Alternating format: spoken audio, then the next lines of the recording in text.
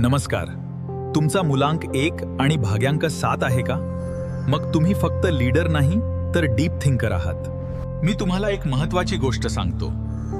मुलांक 1 तुम्हाला लीडरशिप आणि कॉन्फिडन्स देतो आणि भाग्यांक 7 तुम्हाला इंट्युइशन, स्पिरिच्युअलिटी आणि डीप थिंकिंगची पॉवर देतो.